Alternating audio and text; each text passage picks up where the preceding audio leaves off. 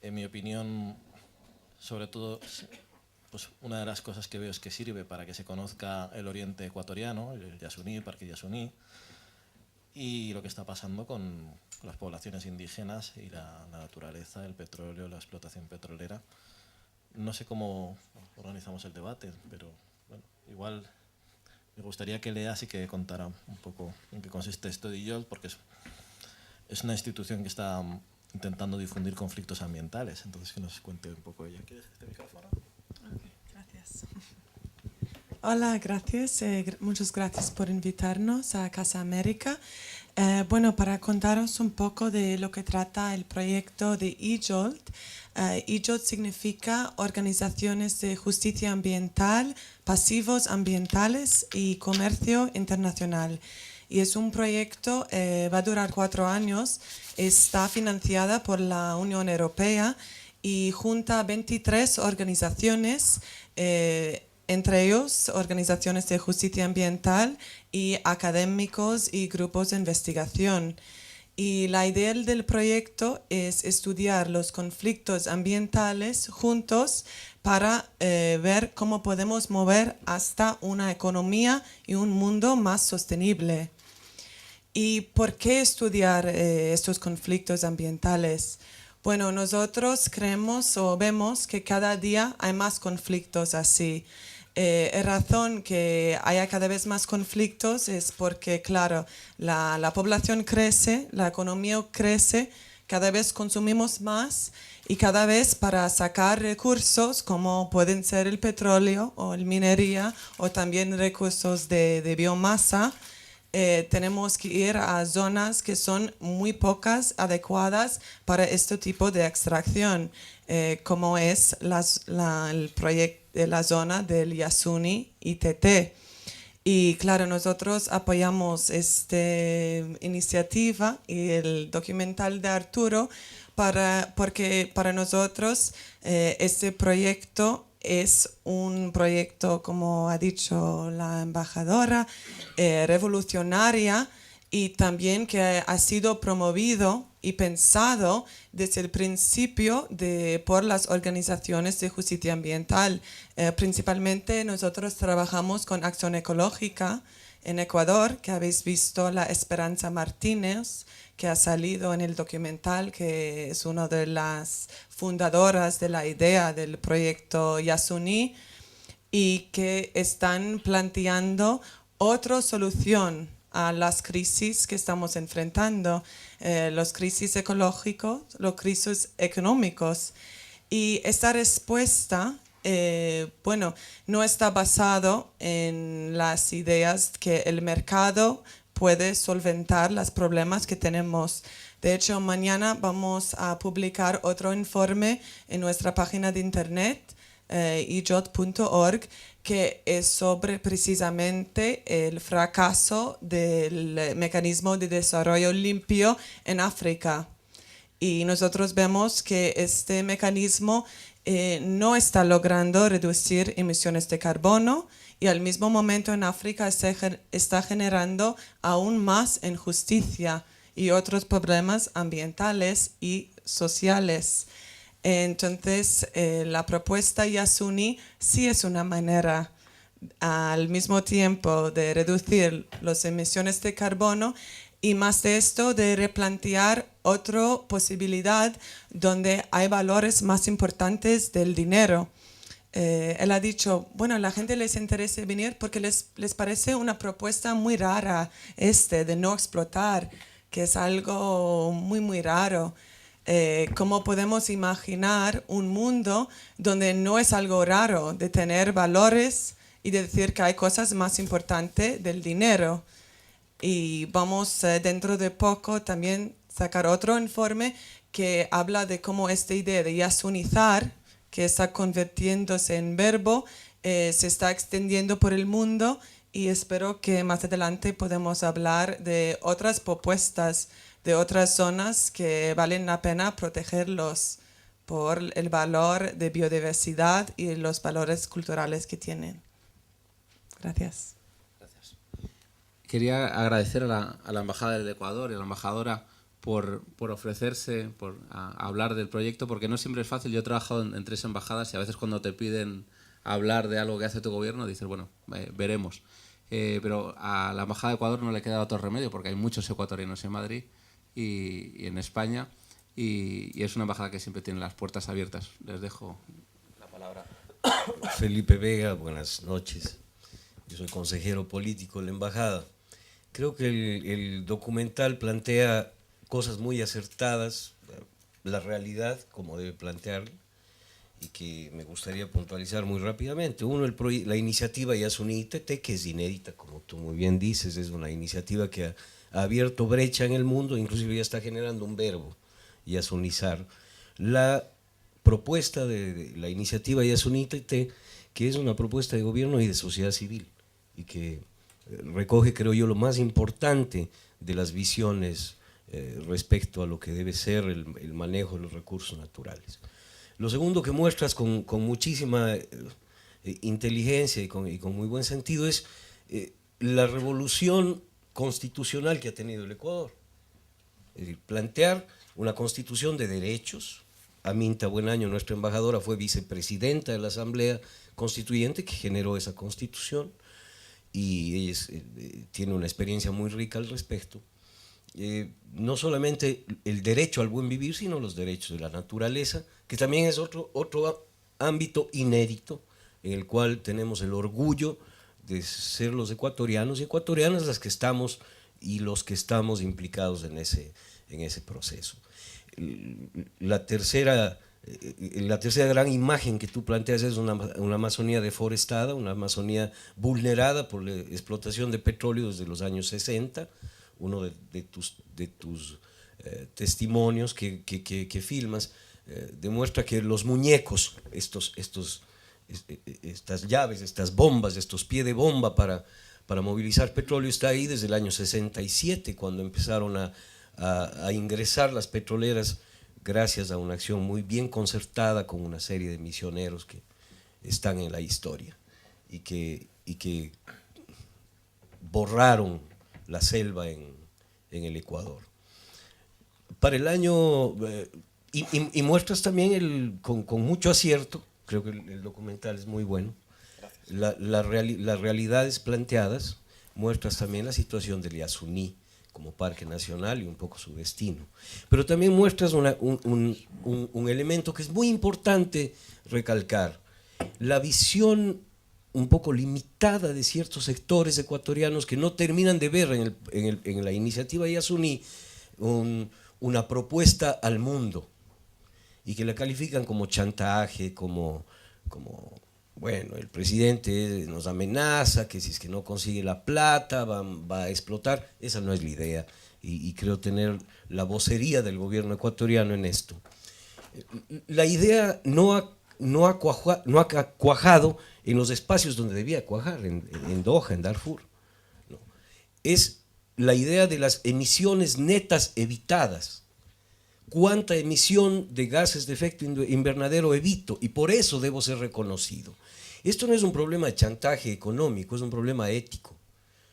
Los países desarrollados y los más contaminantes deben obligarse al desarrollo de las naciones como la nuestra, pagando por lo que evitamos hacer en contra del planeta y del ambiente. Es un principio ético que no puede ser calificado por algún grupo. En tu documental está el dirigente de una organización política que califica la iniciativa Yasuní ITT como un chantaje. ¿No? Un chantaje, deme plata o de no exploto. Esa no es la idea del gobierno ecuatoriano.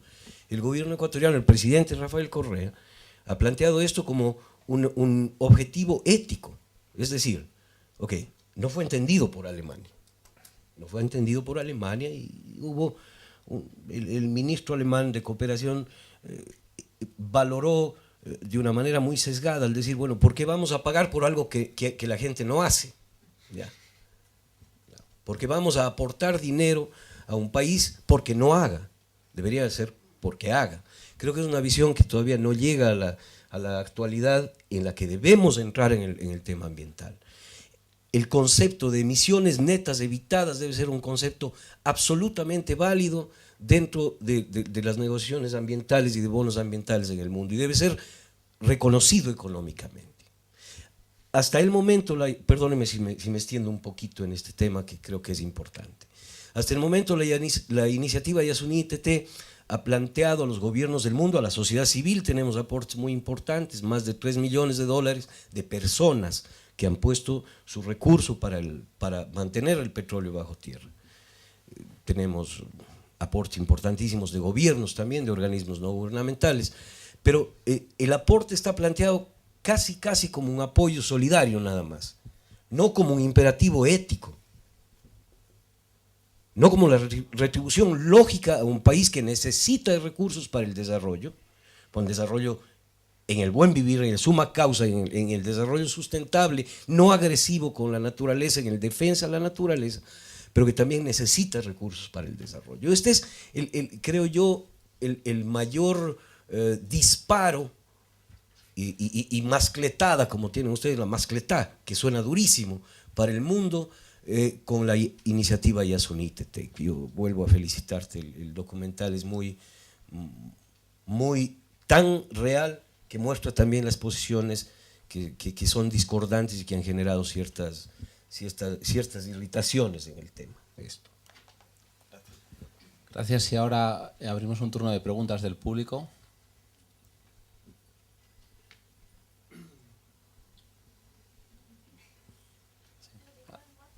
Sí, pues sí.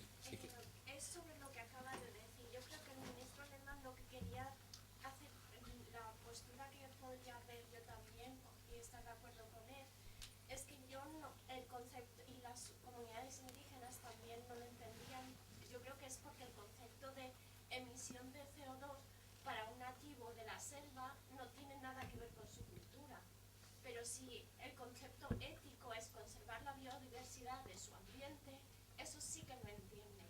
Y el ministro Correa, cuando fue a la ONU, lo que vendió era el concepto de nuestra sociedad, de no emitir emisiones, mientras que las comunidades eso ellas no lo entienden.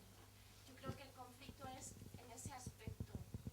Pero los dos tienen un punto, los dos están de acuerdo en su buen vivir. Nosotros, nuestro buen vivir es no emitir demasiadas emisiones, porque eso contamina globalmente el planeta. Para ellos el buen vivir no tiene que ver con la contaminación de emisiones que ellos, en su forma de vivir, apenas emiten. No son los principales emisores de esas contaminaciones. Pero lo que sí que tienen y que están haciendo fenomenal es vivir de una forma de buen vivir, de mantener la biodiversidad en su ambiente y manteniendo la biodiversidad para todo el planeta. Y como decían en el documental, es uno de los sitios con mayor diversidad de Europa, del mundo. Entonces yo creo que el conflicto que mostraba el documental es en ese aspecto. Los indígenas lo que querían demostrar más es el buen vivir y el respeto a la naturaleza, no el aspecto de contaminar, porque para ellos eso no tiene tanto sentido en su día a día. ¿Puedo comentar algo? Sí, yo estoy de acuerdo contigo, no. Es más, creo que no hay conflicto. La iniciativa Yasuní ITT tiene dos grandes ganancias. La primera gran ganancia es mantener incólume el bloque Ispingo, Tambococha, Triputini, que es una parte significativa del Parque Yasuní, mantenerlo incólume, intacto. Y ese es el beneficio para los ecuatorianos y las ecuatorianas, no solo para el pueblo indígena. Y el segundo gran beneficio es evitar la emisión de 470 millones o miles de millones de toneladas, que eso sí compete al mundo entero. O sea, son dos niveles de beneficio. Yo creo que el pueblo indígena tiene muy claro el primero, como tú dices, y creo que el ministro alemán tiene muy claro el segundo. Claro. A mí me gustaría aportar algo. Por dar voz a los pueblos indígenas que no están representados aquí, ¿no? Y que yo creo que sí que haría falta algún representante. Yo creo que Humberto Cholango, cuando dice que es un chantaje, define la iniciativa como un chantaje, yo creo que es fruto de muchos años de explotación petrolera en el Oriente, ¿no? Yo creo que por eso habla así, ¿no? Porque en el Oriente sí que se ha visto que muchos años se ha explotado, se ha extraído, no les ha quedado nada, ¿eh? Y pueblos indígenas que han desaparecido, en sucumbidos desaparecieron los Tetete y los Ansawari, y bueno, ya sabemos lo que ha pasado en sucumbidos de casos de cáncer, de muertes, y entonces yo creo que simplemente están quemados, ¿no? Y seguramente están escépticos ante esta iniciativa, pues porque posiblemente han acudido muchos gobiernos, muchas instituciones vendiéndoles cosas que luego no se han cumplido, y pues simplemente creo que es por eso. Y lo mismo Diocles Zambrano, de la organización de la Oficina de Derechos Humanos de Orellana, lo mismo, ¿no? Que han visto que se extraen recursos, pero que allí no ha quedado nada, ¿no?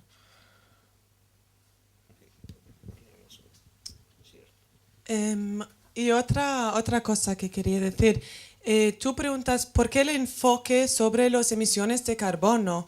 De lo que yo entiendo, cuando se ha hecho la propuesta a su nacimiento, no enfocaba tanto en la tema de emisiones de carbono, pero y yo lo veo, esto es un problema con el ecologismo y con el ambientalismo actual. Claro, las emisiones de carbono son uno de los valores naturales que tienen un precio en el mercado. Entonces, si tú quieres hacer un argumento económico o de recaudar fondos, entonces la gente habla de emisiones de carbono. Hay muchos más valores ecológicos y ambientales y de la naturaleza que están descontadas por esta obsesión que tenemos sobre las emisiones de carbono.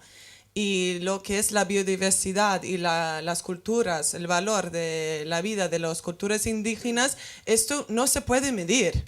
Pero lo que sí se puede medir es algo que sea, porque hay un mercado de carbono, se puede medir estas emisiones. Entonces, yo creo que no hay que reducir la propuesta solo en emisiones de carbono, o de verlo de una manera mucho más amplia. Creo que en la quinta fila. Sí. Bueno, primero felicitaciones por el documental. Segundo, por un poco ver la posición de los grupos sociales en Ecuador cuando plantean la cuestión del chantaje. Es más que nada por los planes que tiene el gobierno. Como sabemos, tiene el plan A, el plan B, inclusive hasta un plan C. Lastimosamente, el plan de explotación que es de Yasuní Teteh, personalmente yo también lo estoy viendo así. O sea, ¿por qué? Porque nos dicen por un lado que vamos a mantener el petróleo en tierra y todo ese discurso que estamos buscando apoyo internacional, pero por el otro lado están las consultoras ambientales ingresando a Yasuní Teteh, están haciendo los estudios de impacto ambiental. Entonces la gente se pone a dudar que qué está pasando, y lo digo con son de causa, yo soy biólogo. Muchos de mis compañeros han ido a hacer el estudio de impacto ambiental. Cuando les digo a dónde van, me voy a hacer el estudio de impacto ambiental de Yasuní Teteh, les digo, pero ¿cómo? O sea, si el gobierno tiene un discurso acá y ahora lo están haciendo allá, entonces muchas veces posiblemente sea la confusión esa, ¿ya? De que no tenemos claro, pues, los ecuatorianos, a qué mismo estamos. Si estamos en el plan B, en el plan C o en el plan D, o en cuál planes tenga el gobierno. Entonces yo creo que eso hay que aclarar, porque bueno, a nivel general la iniciativa es muy buena, ¿ya? Pero el problema es eso, de cómo estamos llegando a la sociedad y cómo estamos presentándonos legalmente ya a la sociedad ecuatoriana, esa confusión. Yo creo que muy rápido. A ver, el plan es dejar bajo tierra el petróleo, es la iniciativa. Creo que estamos todos de acuerdo en eso. En el mismo documental, que está muy bien estructurado y muy bien hecho, se explica que para poder sacar el petróleo hay un mandato constitucional, hay una vía constitucional, que va a la asamblea, va a una consulta, etcétera, etcétera, etcétera. Eso no es escamoteable, no es escamoteable. En el año 2011 se han recaudado 116 millones de dólares. Esos son aportes. Se ha cumplido la meta era 100. Este año sigue el proceso de recaudación. No es que la iniciativa está muerta, no es que la iniciativa está paralizada, la iniciativa existe, tiene vida. El presidente Correa lo ha planteado como una iniciativa que tiene que ampliarse a la sociedad civil. en donde la sociedad civil, el mundo, los habitantes del mundo, tomemos también partido por esa iniciativa. No creo que haya un doble juego, no hay un doble juego. Porque no hay un camino para sacar de la chistera el plan B. La Constitución establece clarísimamente cómo debe hacerse para explotar recursos en los parques nacionales, en las áreas protegidas y en los territorios ancestrales. Esto es así de claro. Que en el Yasuní el campo 31 está siendo explotado, no está siendo explotado, fue concedido en el año 96, gobierno de Sixto Durán Ballén, a Petrobras y después revertido al Estado. Entonces, estas son cosas que hay que irlas asentando y tenerlas como información muy cierta y muy clara para bajar los fantasmas alrededor de una iniciativa que le pueden hacer más bien daño. Había dos personas al final, no sé quién de los dos está primero.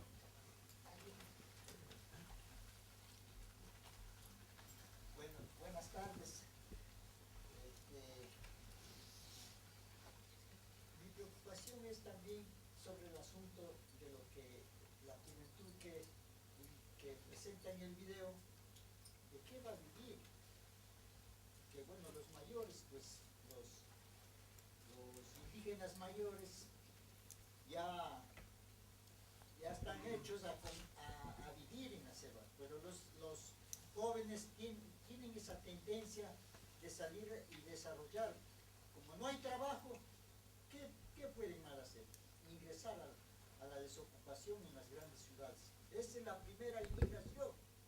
Y yo soy parte de esa inmigración, porque mi pueblo es de Otavalo, yo soy de Otavalo, mi madre era de ahí, alma bendita. Pero tengo la inquietud muy grande, que yo sí, y por esto lo hablo, porque en el año 70 yo tuve la oportunidad y ese privilegio de estar en el Yasuní, en Nuevo Rocafuerte.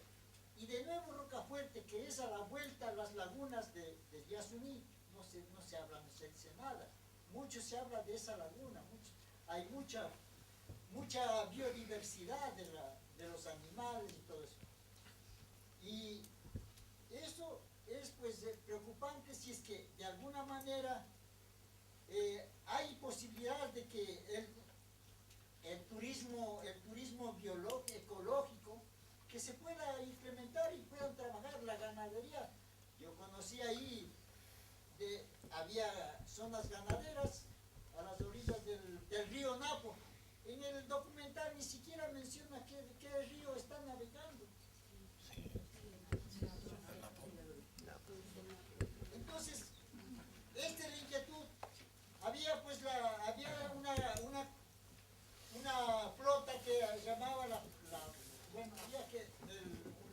había una flota, una barcaza que hacía turismo ahí. Tampoco ya no creo que existe. Entonces, eso es la única inquietud antes de que siga con el tema del petróleo bajo tierra y todo eso. Muchas gracias. Gracias. Vamos a, como, no sé si por evitar echar más CO2 al ambiente, pero eso está un poco caliente, no estamos poniendo eso por restricciones presupuestarias. El caso es que vamos a tomar tres preguntas más. Había un señor aquí delante, el señor atrás y usted en medio. Con todo respeto, si no se trata de chantaje, entonces, ¿cuál es en concreto el plan B? Entiendo que el gobierno de Ecuador quiere fomentar el desarrollo y de alguna parte tiene que sacar el dinero, ¿no? Yo creo que ese discurso, o sea, hay varios gobiernos en Latinoamérica que están fomentando su desarrollo, que tratan de fomentar el desarrollo con el petróleo.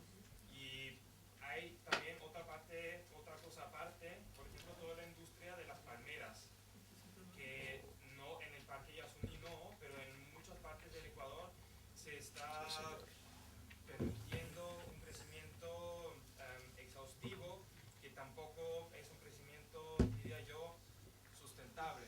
Entonces, ¿cuál es en concreto el plan B y cómo podría fomentar el gobierno de Ecuador el desarrollo que se está planteando? Creo que voy a contestar todas las preguntas, ¿no?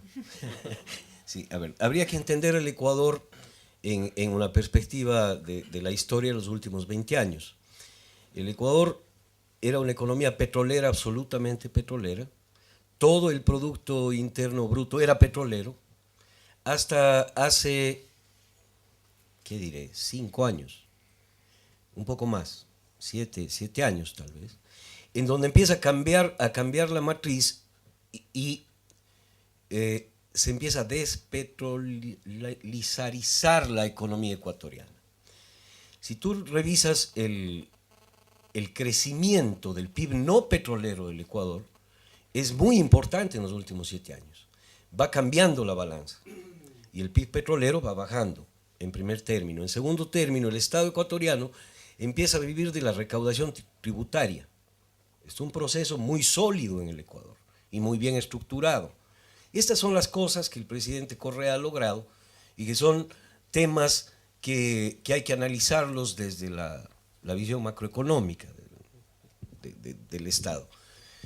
La recaudación fiscal en el Ecuador tiene un repunte importantísimo y una transparentación importantísima, de tal suerte que el presupuesto de este año del Estado tiene un componente muy corto de los impuestos petroleros. Empezamos a dejar de vivir del petróleo. Era impensable esta iniciativa hace 12 años, hace 10 años, porque toda gota de dólares generado por el petróleo tenía que ir al erario nacional, inevitablemente.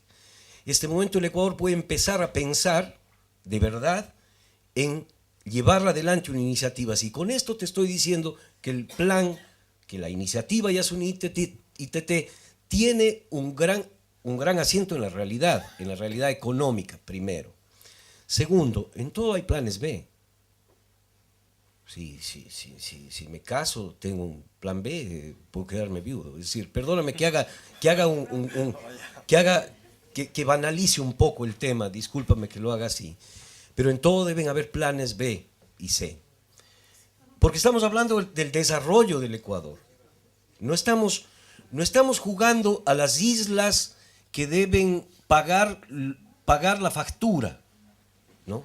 Nuestros países han pagado siempre la factura del mundo, siempre. África paga la factura del mundo. América Latina ha pagado la factura del mundo. Hemos quedado al último para pagar la luz y pagar la factura, ¿no? Y hacerlo muy graciosamente, es decir, sí, está muy bien, sí, se fue todo el oro, está muy bien, gracias, ahora damos la vuelta a la página. Yo creo que es momento en el que empecemos también a tener exigencias para nuestro desarrollo. Exigencias que son una posición éticamente válida.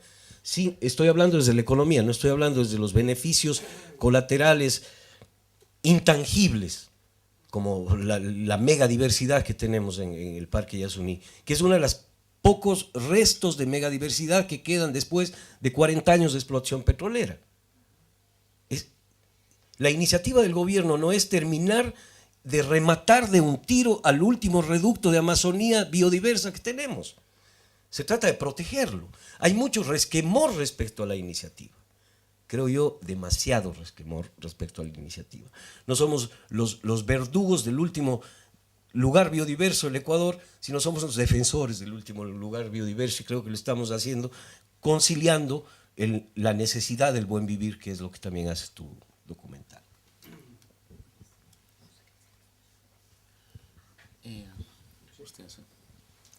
Bueno, vamos a ver.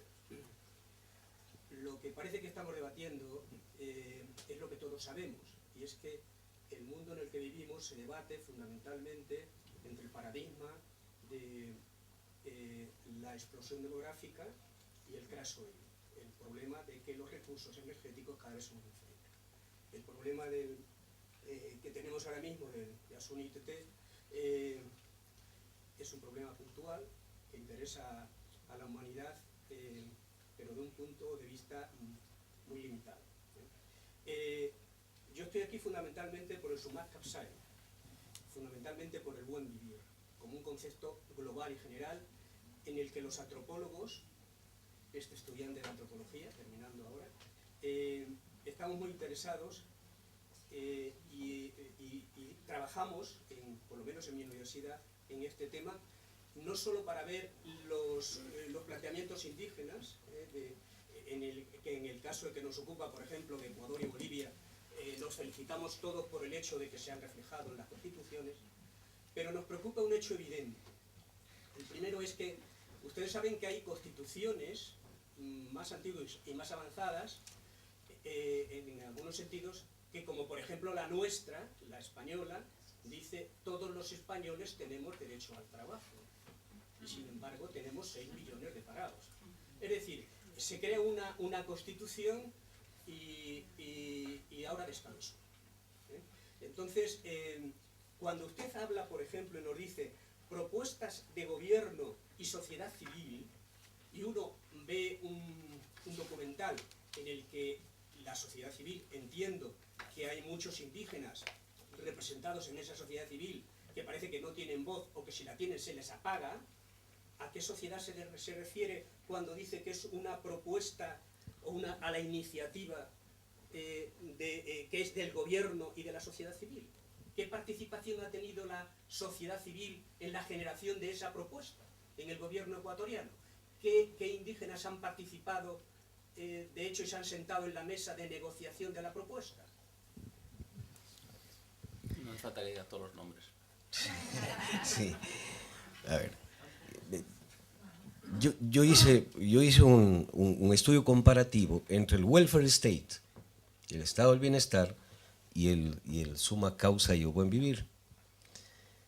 Y al concluir que no viene al caso, ese estudio me dio la impresión que sería muy grave entender el buen vivir como un welfare state andino, ¿no es cierto?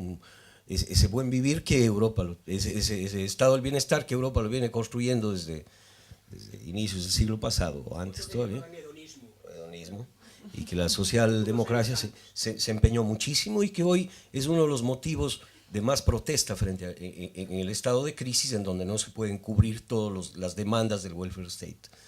Y que nosotros estuviésemos construyendo una especie de versión andina, folclorista, de ese estado del bienestar. Y la verdad que no es exactamente eso, es bastante diferente. Pero participa de un elemento que no es el elemento central, como en el welfare state, en donde yo necesito los recursos para pagar el bienestar. Pero acá también necesito recursos. Para el buen vivir también necesito recursos, porque necesito escuela, porque necesito educación, porque necesito alimentación, porque necesito vivienda. ¿Qué vivienda? ¿La vivienda de la burbuja inmobiliaria o la vivienda adecuada en el contexto, en la cultura? Bueno, esta es la segunda discusión. Y que el estado del bienestar lo unifica y que el summa causa o el buen vivir lo individualiza en cada uno de los pueblos de las 14 nacionalidades que tenemos en el Ecuador. Entonces, esta es la primera discusión que usted la trae. La segunda, no somos sociedades homogéneas, somos brutalmente heterogéneas. No somos una sociedad en donde el segmento indígena es una homogeneidad con una sola voz. No es cierto. El sector indígena tiene una enorme heterogeneidad. 14 nacionalidades, 14 idiomas. 14 idiomas. Esa heterogeneidad es la que se expresa en el Ecuador. La sociedad civil tampoco es un solo ser con una sola voz. Mire, la construcción, y lo dijiste tú, la construcción de esto empezó con Acción Ecológica. Siguió con el presidente de la Asamblea en aquella época, y ministro y exministro de Energía, que también sale Alberto Acosta, y fue tomada con muchísimo brío, con muchísima dignidad por el presidente de la República. Es decir, es una construcción desde los dos lados. El hecho de que un sector indígena se haya sentado o no a conversar, a dialogar, que sí lo hubo, ¿no? No le pone el sello verde o el sello de origen de calidad y de denominación de origen a las iniciativas en una sociedad civil tan múltiple, tan explosivamente compleja como es nuestra Amazonía, como lo mismo que tiene el Yasuní de más árboles por hectárea que todos los árboles de Norteamérica. La sociedad civil ecuatoriana tiene más diversidad que toda la diversidad de Norteamérica. Esto es bueno entenderlo para saber que son procesos complejos de discusión que generan discrepancias, pero que en el fondo vale la pena plantearlos en foros como este para ir mirando con un poco más de objetividad lo que sucede en nuestros países. Sí, yo quisiera acotar algo a lo que acaba de hablar Felipe Vega. Esta propuesta se asienta dentro de los derechos de la naturaleza, que es uno de los capítulos de la Constitución y que yo considero que es revolucionario, ver a la naturaleza como sujeto jurídico de derecho, ¿no? Y precisamente cuando estábamos en la redacción de la Constitución, en Montecristi participaron cientos de indígenas, de diversos grupos, vinieron de todas partes y discutieron sobre los derechos de la naturaleza, que de alguna manera propulsa e impulsa y se ampara y es el marco para la propuesta del Yasuní. En este sentido, allí hablaron las diversas nacionalidades indígenas. Y no digamos solamente las nacionalidades indígenas, porque Ecuador no es solamente indígena. Ecuador tiene la población afrodescendiente, tiene la población mestiza, tiene 14 nacionalidades indígenas, tiene los montubios, que son 1.400.000 personas y que están asentados en todo el litoral ecuatoriano.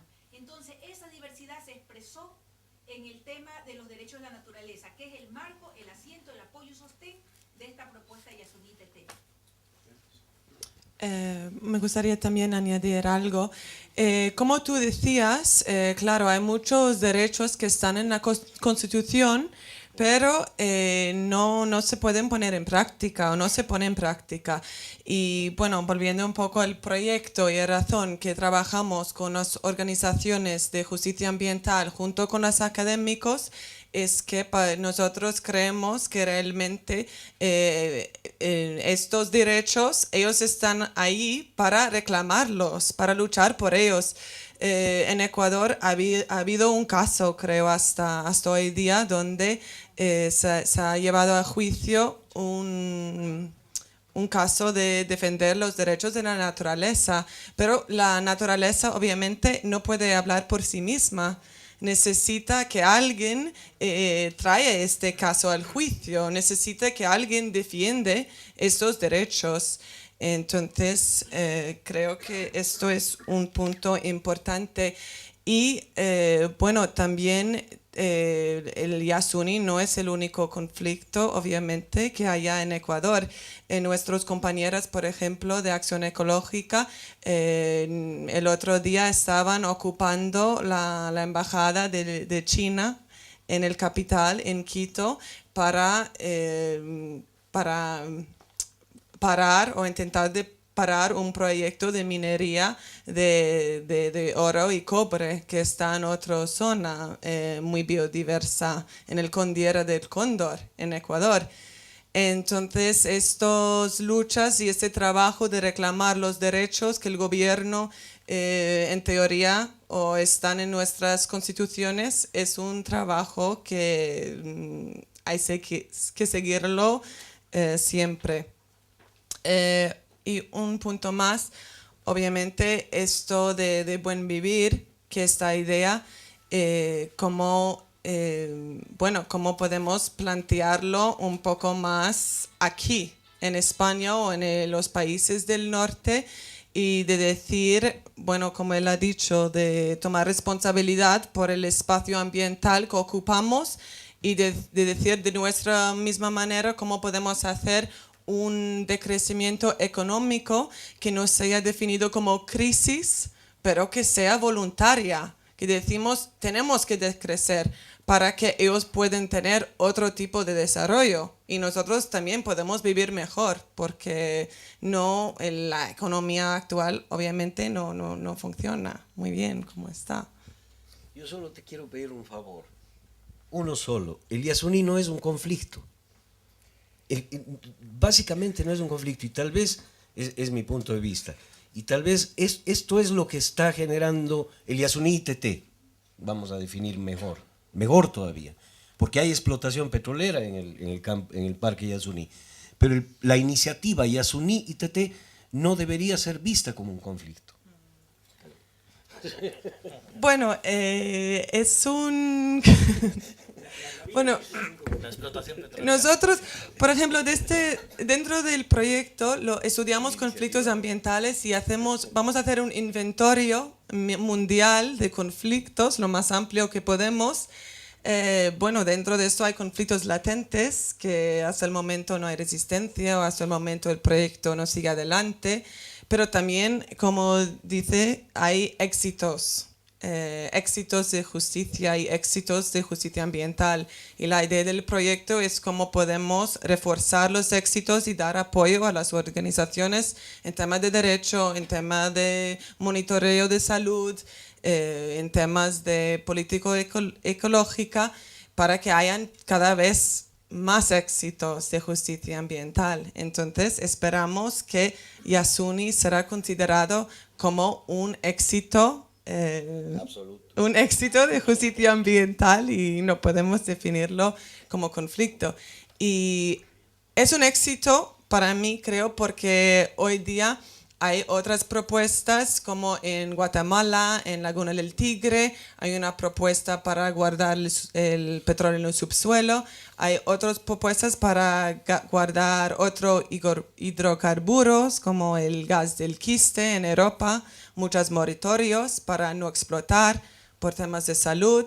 En Canarias ahora hay una campaña, Canarias lo tiene crudo, que queremos yazunizar Canarias, pero es la propuesta.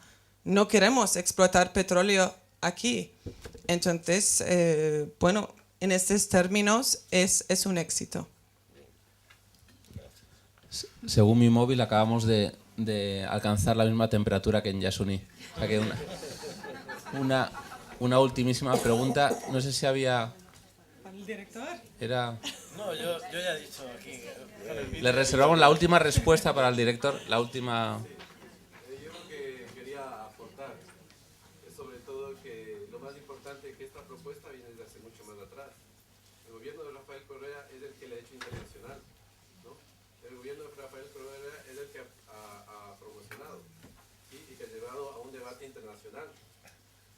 Y justo llega un momento en donde estamos debatiendo si es que el capitalismo es sostenible o no. ¿Sí? Yo creo que precisamente estas nuevas iniciativas que han comenzado en Guatemala, en otras partes del mundo, han sido, digamos, basadas en este principio y que al mismo tiempo marca esta revolución que estamos realizando en Sudamérica, que no es la revolución obrera, trabajadora europea, ¿no? Sino es indígena, que comenzó con la revolución indígena. Entonces, esos principios del buen vivir derivan en esta nueva política. Entonces, yo también creo que tampoco es hipócrita el gobierno en este sentido, porque ha creado los instrumentos mediante la Constitución. Ahora tenemos que desarrollar nosotros, los ecuatorianos, los códigos que ayuden a fortalecer este buen vivir, ¿no? Entonces, ahí está la clave. ¿Por dónde llegar al buen vivir? Hay los instrumentos. Si es que en el caso que no nos lleguen a aportar estos capitales que nosotros necesitamos para nuestro desarrollo, porque 1/3 de nuestro PIB depende del petróleo, ¿no? Que es necesario, porque ahora mismo hay índices de pobreza todavía en el Ecuador. No podemos hacer magia, ¿no? Para llevar al desarrollo tan rápido, ¿no? Nosotros no queremos llegar a crecer, sino a desarrollarnos dentro del buen vivir, ¿no?